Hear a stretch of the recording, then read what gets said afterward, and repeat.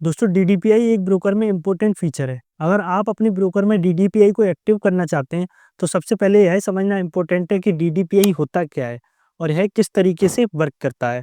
तो दोस्तों आज की वीडियो में हम डीडीपीआई के बारे में डिटेल में बात करेंगे और मैं आपको यहाँ पर धन ब्रोकर में डीडीपीआई को एक्टिव करके भी दिखाऊंगा। तो आप इस वीडियो को लास्ट तक देखते रहिए और आपका जो भी डाउट है तो आप उसको कमेंट करके हमसे पूछ भी सकते हैं। चलिए इस वीडियो को शुरू करते हैं। डीडीपीआई का फुल फॉर्म होता है demat debit and pledge instruction. यह एक डॉक्यूमेंट है जिसको आप फिल करके अपनी डिपॉजिटरी और ब्रोकर के पास जमा कर सकते हैं। यह प्रोसेस ऑनलाइन होती है, इसलिए हम इस फॉर्म को ऑनलाइन ही फिल करके अपने डिपॉजिटरी और ब्रोकर के पास जमा करके अपना डीडीपीआई एक्टिव करा सकते हैं। दोस्तों जनरली हम जब कोई शेयर खरीदते हैं तो वह सेम डे हमारे ट्रेडिंग अकाउंट में रहता है, फिर सेकेंड डे वह हमारे डिपॉजिटरी के पास जमा हो जाता है। जब हम उस शेयर को सेल करने के लिए डिपॉजिटरी को रिक्वेस्ट डालते हैं तो डिपॉजिटरी हमसे टी पिन की मांग करती है। दोस्तों यहाँ पर टी पिन जब हम डालते हैं तब हमारा वह शेयर सेल हो जाता है और टी पिन हमसे वेरिफिकेशन के लिए मांगी जाती है। पर दोस्तों यहाँ पर जब आप अपने अकाउंट में डीडीपीआई को एक्टिव कर लेंगे तो डीडीपीआई का मतलब यही है कि आप अपने जब डिपॉजिटरी को यह बता रहे हो कि इस ब्रोकर में हमने अपने डीडीपीआई को एक्टिव कर लिया है। मतलब कि यह ब्रोकर से हम जब भी कोई शेयर को सेल करेंगे तो आप उस शेयर को तुरंत सेल कर देना, हमसे टी पिन की मांग मत करना। मतलब कि हमसे टी पिन वेरिफिकेशन के लिए मत मांगना। तो दोस्तों इन फ्यूचर जब भी कोई आप शेयर को सेल करेंगे तो आपसे इन फ्यूचर कोई भी डिपॉजिटरी हो, चाहे वो एनएसडीएल हो चाहे सीडीएसएल हो, आपसे टी पिन की मांग नहीं करेगी। मतलब कि आपसे टी पिन नहीं मांगेगी। और यह प्रोसेस आपको आगे अच्छे से समझ आएगी जब मैं आपको यह लाइव करके दिखाऊंगा। पर दोस्तों यहाँ पर सवाल आता है कि हम अपने ब्रोकर में डीडीपीआई को एक्टिव कर लेंगे तो हमारे लिए बेनिफिट क्या है और हमको डीडीपीआई एक्टिवेट करने से क्या फायदा मिलेगा। बेनिफिट नंबर 1, जब भी आप शेयर को सेल करेंगे तो वह इजीली सेल हो जाएगा। जैसे कि हम मान के चलते हैं आप रोज रोज शेयर को बाय और सेल करते हैं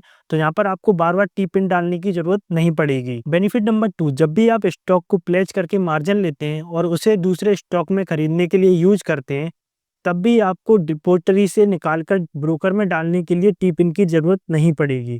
आप इसको प्रोसेस को डायरेक्टली कर सकते हैं। अब देखिए दोस्तों हमने धन ऐप को लॉगिन कर लिया है और अभी मैं पोर्टफोलियो पर क्लिक करता हूँ और मैं स्टॉक्स पर जाता हूँ। अब आप यहाँ पर देखिए मेरे पोर्टफोलियो में कुछ स्टॉक्स हैं जिसमें से एक है विशाल मेगा मार्ट का, जो कि हमको आईपीओ में मिला था। अब मैं इस पर क्लिक करता हूँ और अब मैं इसको सेल करना चाहता हूँ।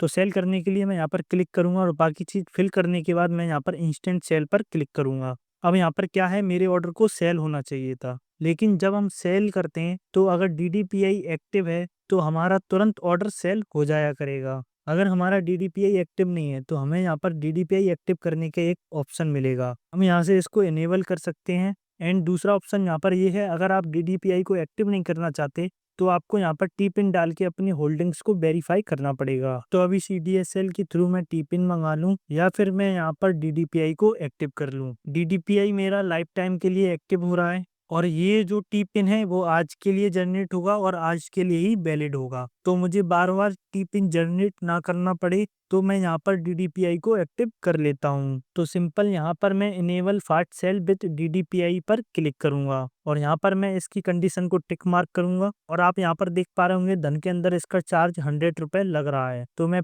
प्रोसीड टू इनेबल पर क्लिक करता हूँ। तो देखिए दोस्तों यहाँ पर एक डॉक्यूमेंट आएगा जिसको आप पढ़ सकते हैं, बट मैं यहाँ पर आई एग्री पर क्लिक करता हूँ और मैं proceed to e sign for DDI पर क्लिक कर देता हूँ।